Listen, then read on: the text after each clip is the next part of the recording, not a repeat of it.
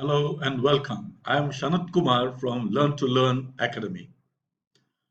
Well, in this particular video, I am going to be talking about a new methodology of English learning that I have developed, which I feel is very effective in order to get to a good level of speaking in a very short time. So let us understand what this particular methodology is. You can see this methodology listed up here, which is called the SEEP method.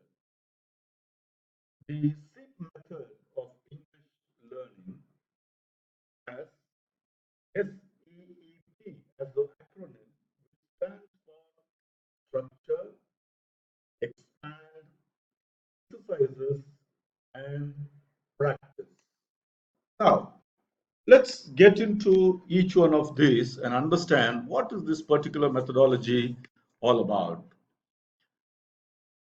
Many of the students that I find, many of English learners that I find have a difficulty in being able to find words and formulate sentences and express their thoughts effectively. They do not have so much of a problem understanding a certain passage or somebody talking to them or reading or being able to write a little bit. But when it comes to speaking, they do find it very difficult. So I have been researching, and by practice, I have come to a sort of a hypothesis which says that we need to structure our thoughts properly before we express them. This means that whatever matter that we wish to talk about, we wish to speak, we must structure the information related to that particular matter or topic before we actually express. Well, this may look like it's going to take quite a bit of time by the time we say something. Well, this is a process, and but when this process is repeated and you get habituated in following this process, I'm sure that it becomes almost like a second nature to you, and this will result in more spontaneous responses and expressions in English language. So let's look at this particular acronym and what these letters stand for and what they mean in terms of English language learning. Now, structure. Structuring is a very important process which you need to follow in order to list out the various sentences that you wish to be speaking. It's very important that you observe 2 points very carefully. When you list out the sentences particular to a certain topic, you must make sure that you are able to formulate full sentences. Well, at this point of time, I am not getting into whether these sentences are proper grammatically or with a word formation or appropriate vocabulary.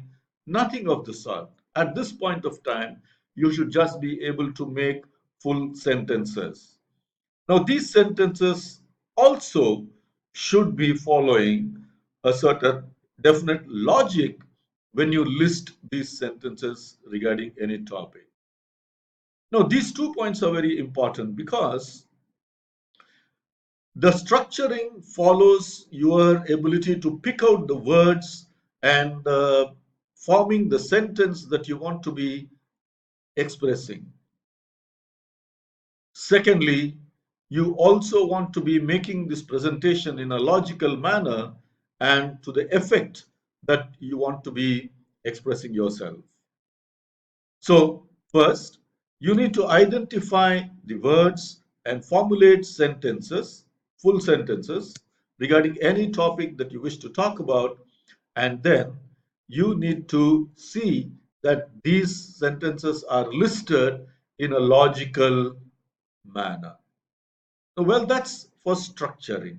In effect, when you're structuring, You're only creating a sort of a pipeline for your mind or your brain to be drawing out the words and sentences which you want to be expressing. So I would suggest that when you are listing out these sentences, you list out more sentences about the topic that you want to talk about than you would really need in order to express this particular topic effectively.